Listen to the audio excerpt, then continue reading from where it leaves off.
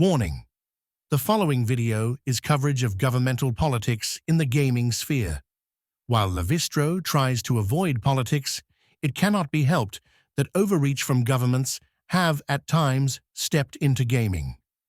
Lavistro, Dragoncast, and Lavistro Plays do not give a flying fuck about your politics. Keep them at the door. If the facts presented offend you, then perhaps you also agree games are not political and should not be used in political wars between two factions or tribes.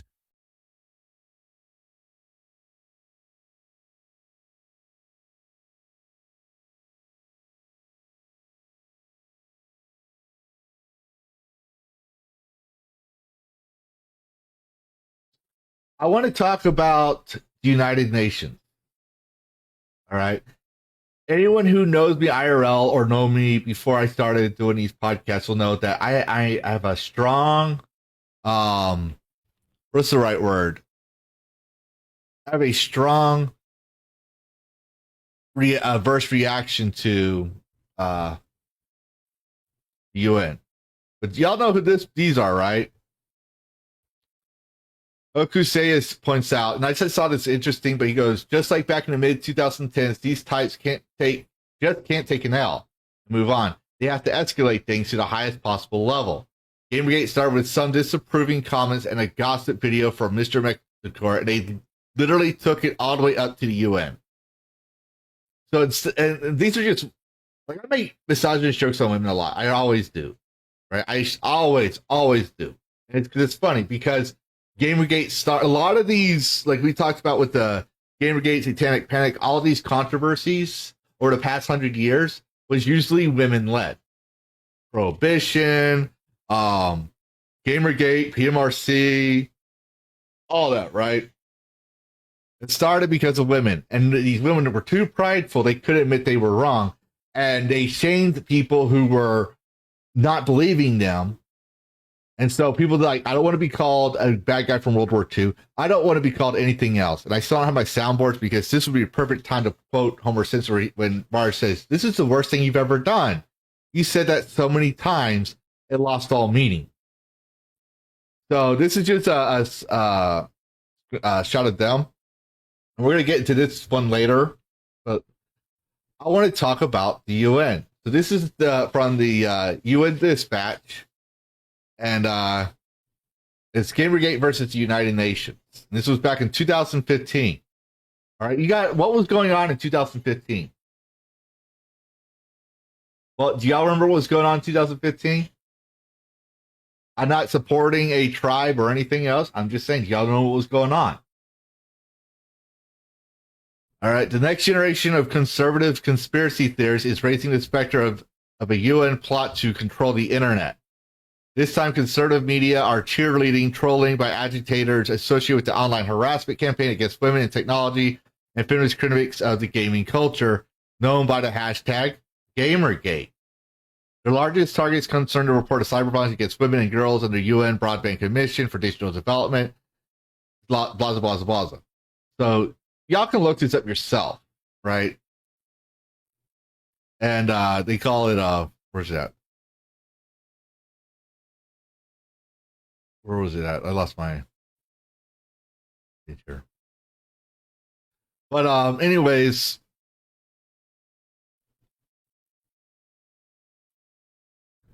they were attacking it.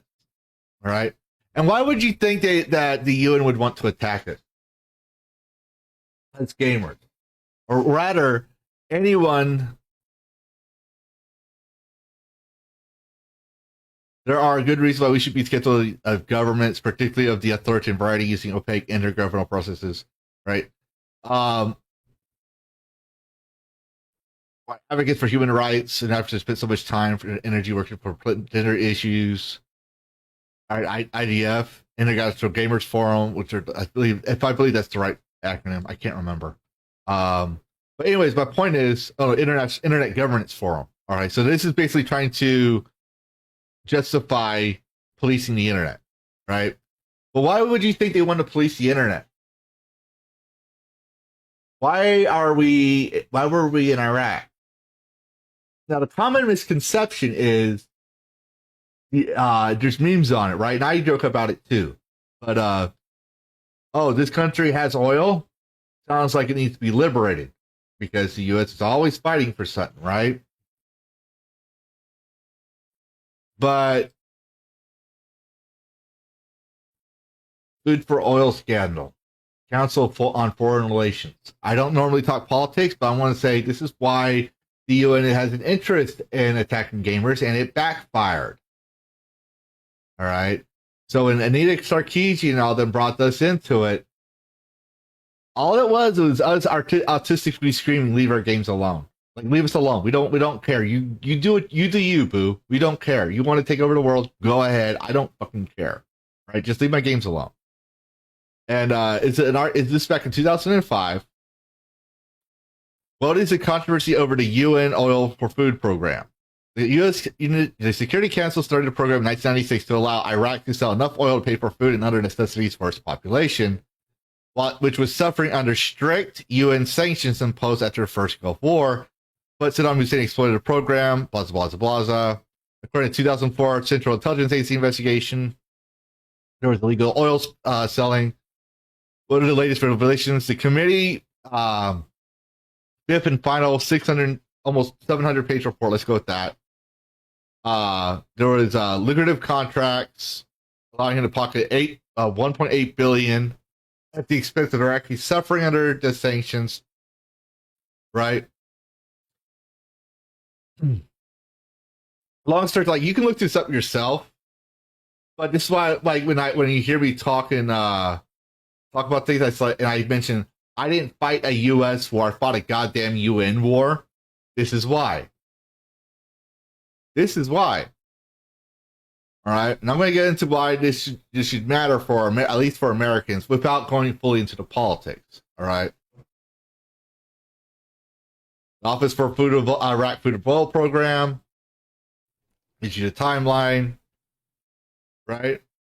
And when you find out more about what the UN says they do and what history says they do, you find out that the UN seems to have an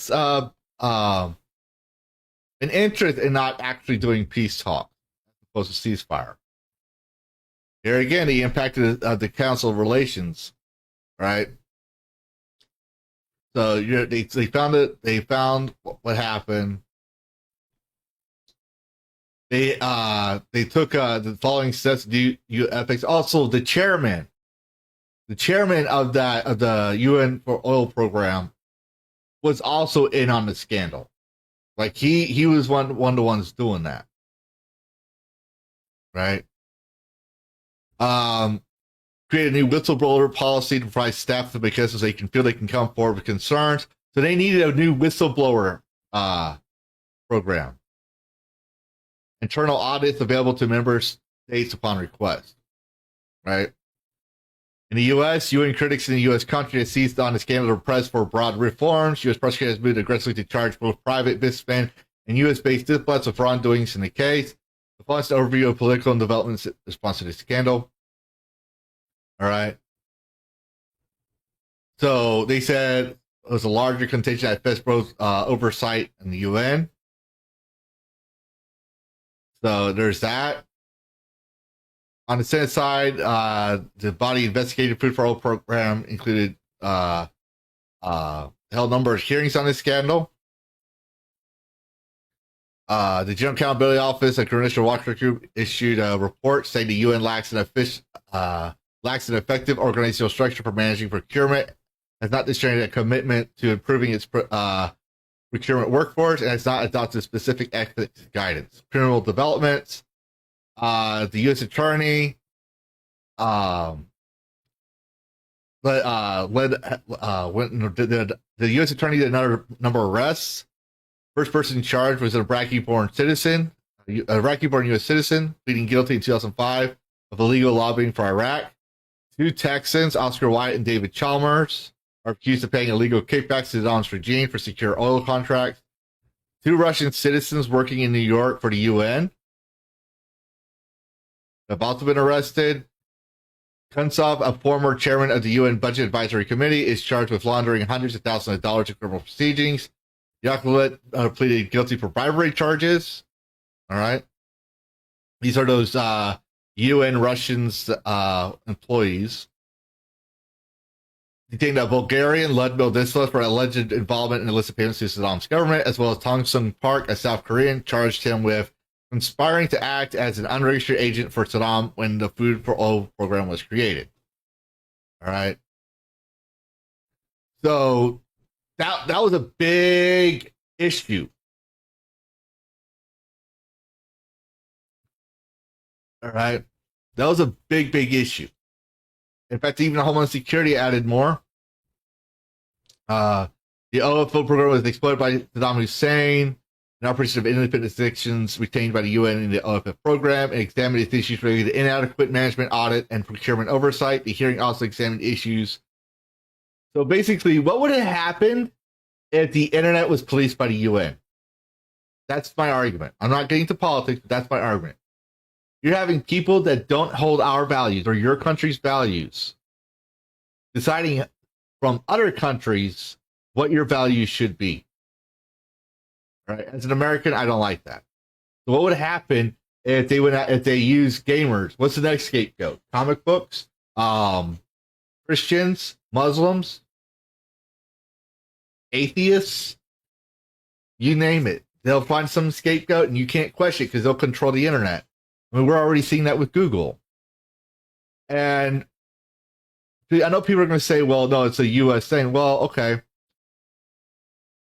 Operation Enduring Freedom, when we were supposed to go to Afghanistan, was in 2001, right?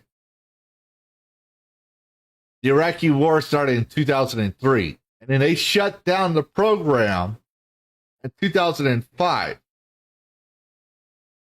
We were still fighting a war past then, but just to let y'all know, no one supported us in Operation Enduring Freedom until all of a sudden an anonymous source said that there's weapons of mass destruction in Iraq. And all of a sudden we had a bunch of allies supporting us with the Iraqi war. All right. And here's the thing I want to point out. Like they say war on terror and stuff. The Constitution grants Congress its sole power to declare war. Congress has declared war on 11 occasions, including the first declaration of war with Great Britain in 1812. Congress approved its last formal declaration of war in World War II. Since that time period, agreements and resolution authorized use of military force and shape military policy through operations and oversight. So, Korean War, Vietnam War, all these other wars that we've been going in, all these other conflicts, Bosnia, Serbia, the Panama Canal, Iraq, Gulf War, you name the war after World War II, they're not declared war. Most of them were for UN interests. And here's our wars. All right, for the 11 wars they're mentioning. They don't mention the Civil War, because that was a different thing. But our official declared wars, right? So, after World War II, count all the conflicts we've been in, and you tell me if the UN, if it was a good thing, and why you should be careful of who you vote for. Because regardless of what tribe you vote for, they will cover their own ass to keep power. Rio, hello. But that being said, I want to address another issue. The World Health Organization. All right. And the World Health Organization had a ruling on video game addicts could prevent mass shootings. So you know the age-old trope that has been tried so many times before, that video games causes violence, right? They've been beating this over the bush since as long as I can remember, right? Mortal Kombat being one of the reasons. And they can't do that here in America because that's free speech protections. This is from the Observer, and they're talking about the World Health Organization will include gaming disorder as part of its PROS International Classification of Diseases starting today. These draft guidelines state that the compulsive video game can lead to distress or significant impairment of functions. Right? So many of us have probably already heard about this, right? I'm not going to read the whole thing because I just want to point these things out that they were always attacking gamers. So do these guys look like they have a gaming disorder? And before you say, "Oh, people I never heard of it," well, you should have. The N even talked about it. Who classifies gaming disorder as a mental health condition? Why do you think they want to do that? I'm not going to say my opinions or anything. I'm not going to tell you what to think. But why are they trying to say that you can get addicted to video games, don't get me wrong. That is very likely. But why do you think they're trying to call it a mental health disorder? All right. Don't believe me? Here it is. This is from their website, World Health Organization. All right. Who runs the World Health Organization right now? Go look that up. And I'm not doing conspiracies. I'm just telling you what's going on. Right, gaming disorder is defined as level prohibition of natural class ID 11 as a pattern, behavior, digital gaming or video gaming, characterized by impaired control over gaming, increasing priority given to video games over activities to the extent that gaming takes precedence over other interests in daily activities. So, politics and video games, right? We say keep that out of our video games. It's our escape. So now they're going to argue. So now they can argue, well, you're an addict. We shouldn't take you seriously because the politics is in art. Politics is in everything. Okay. And I don't care what your politics are. You can believe Donald Trump is the greatest thing since sliced bread. You can believe that it was the elections was stolen and Kamala should be our president. I don't give a shit. Or you can say it for your own country. I don't give a shit. That's your personal belief. We're not here for that. All right. I want to make sure I'm just going to stress up for every video because I want people to understand we're not talking about politics. We're talking about people infusing their politics and their desire for power and control into games. This is a libertarian. I believe this is a libertarian magazine. Reason they also mention it. World Health Organization classified video games as a video game addiction, as a disorder. Now it's telling people to play video games. So when was this during? Oh, right. So how do you keep people inside? How can you keep people inside? Now, I want to say that my main therapy with PTSD is video games. And that's not my personal therapy. Like I was one of the test subjects on can therapy help with PTSD from the VA, the National Center of PTSD under the VA. I was one of the original test subjects. Or the early, I should say the early, I wouldn't say the original. Let me correct myself. One of the early ones. Back in the early 2000s. That's how long I've had PTSD. And to this day, I play video games and I report it. This is now my next thing was you should play multiplayer games or stream online and talk to people. Why do you think I have Lavistro Plays? I want to rebuild gaming, but it also helps me talk to people as well, be more sociable. All right. So, anyways, last year, the World Health Organization organized officially classified video games as an addiction as a mental disorder. The classification is for people who demonstrate impaired ability to control, but now much of the global economy is shuttered due to the pandemic, and health experts include issuing increasingly strenuous recommendations for people to avoid leaving the house. Who is encouraging people to stay at home and play video games. The initiative was to play a part together. All right. How many of us remember that? It's backed by a roll call of major industry players, including Activision, Blizzard, Riot Games, Unity Technologies, Amazon, Twitch, and YouTube Gaming. Why do you think that is? Why do you think that is? All right. There's nothing inherently contradictory about the WHO's messaging, but it does serve as a reminder that gaming has social and health benefits. Although video games have become far more popular in recent years, they are still sometimes subject to a cultural stigma, a perception they are time wasters at best, socially corrosive. You remember I mentioned this, right? A time waster, a money waster. During the Prohibition, people are quick to talk about alcohol being prohibited, but they never talk about the other parts of Prohibition. Arcade, like skee-ball, pinball, billiards. Those original arcade games before video games came out were time wasters, and money wasters, as they would say. that to me has been launched as long as I remember. The early 90s, they reference Mortal Kombat, and to the continuing effort by politician pundits to tie acts real world violence to play video games despite lack of evidence. All right. So we had this going on, right? So, and here's the World Health Organization again. I just want to point this out there. Can video games make us healthier? They say they're trying to say gaming is a medical treatment. How long is the positive effects? And searches the secret ingredient. So now I think they changed their mind because they wanted to control the narrative, right? But I want to point to this, the National Library of Medicine. Scholars open debate paper on the WHO gaming disorder proposal, an open debate. Concerns about the problematic gaming behavior deserve our full attention. However, we claim that it is far from clear that these problems can or should be attributed to a new disorder. The empirical basis for gaming disorder proposals, such as the new ICD-11, suffers from fundamental issues. Our main concerns are the low quality of research base, the fact that the current operational leans too heavily on substance use and gambling criteria, and the lack of consistency on symptomatology and assessment of problematic gaming. The act of formalizing this disorder, even as a proposal, has a negative medical, scientific, and public health, social, and human rights fallout that should be considered.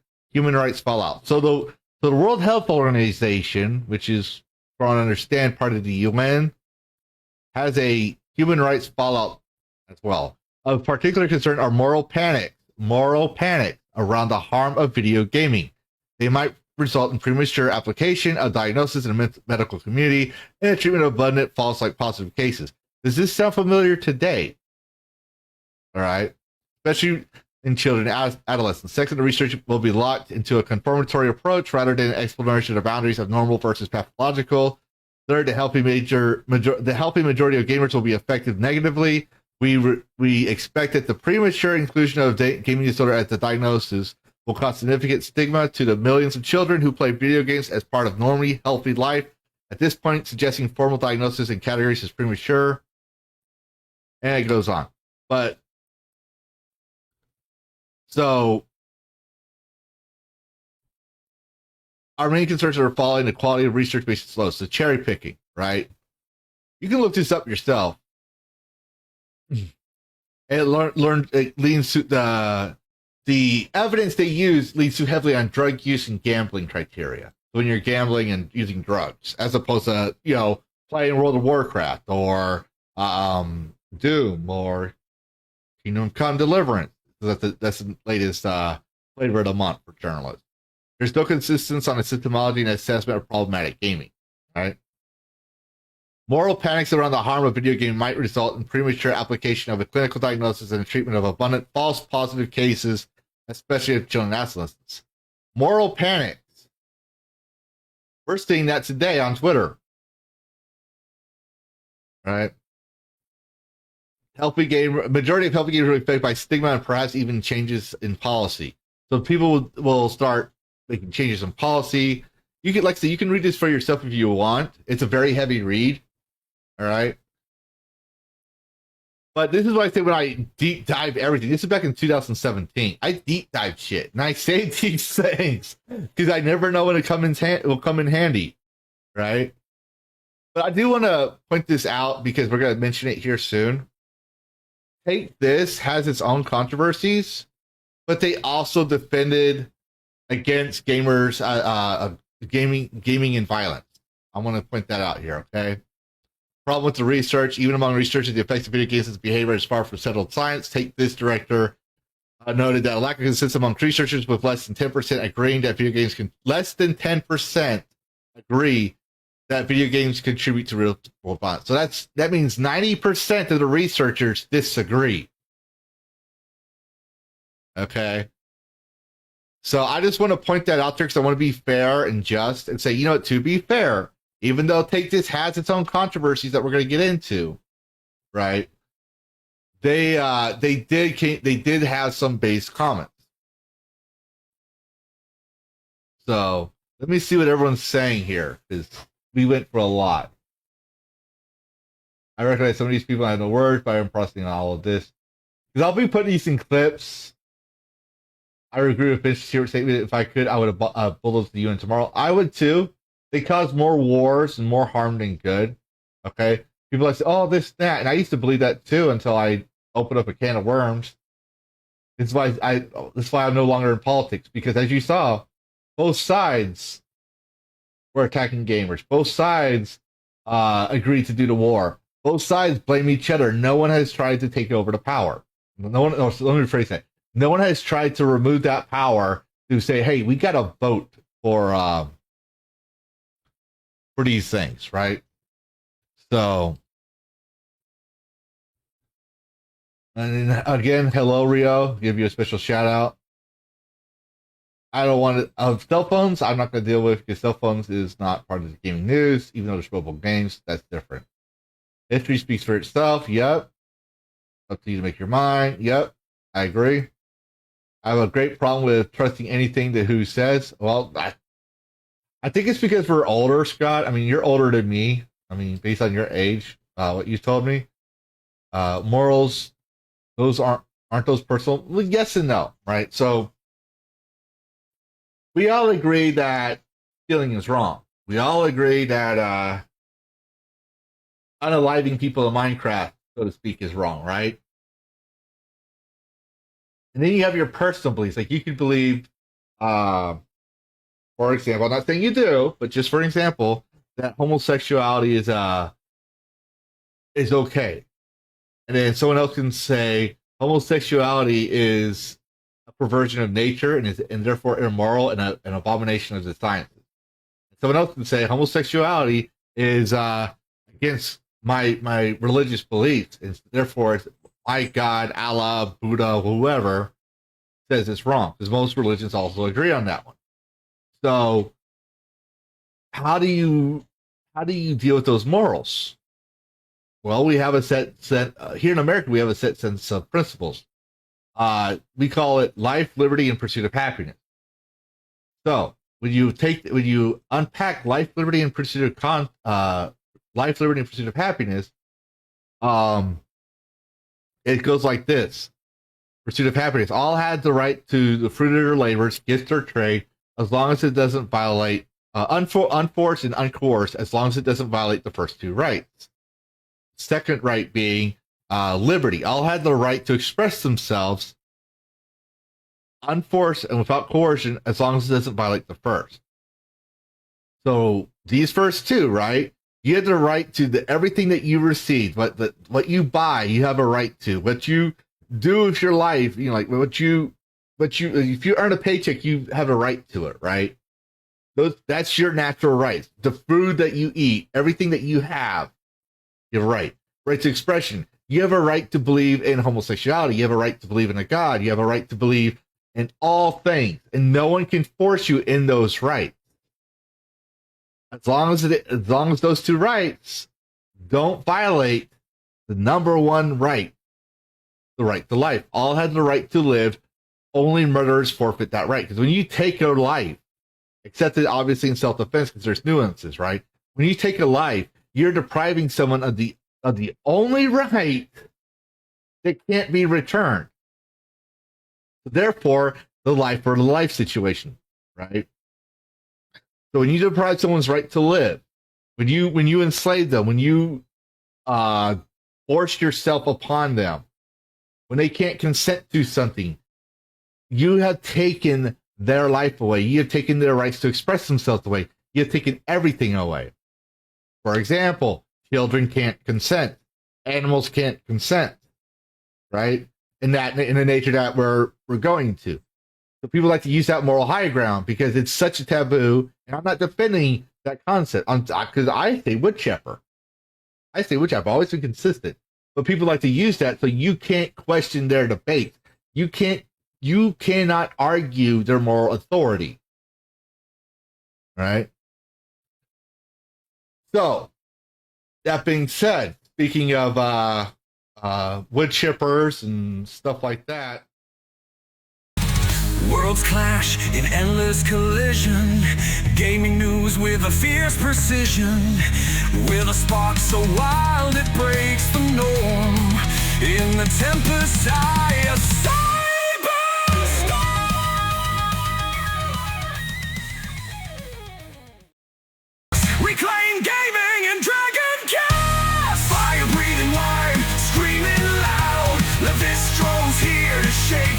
crowd. Psychotic dragon ready to ignite. Hold on tight.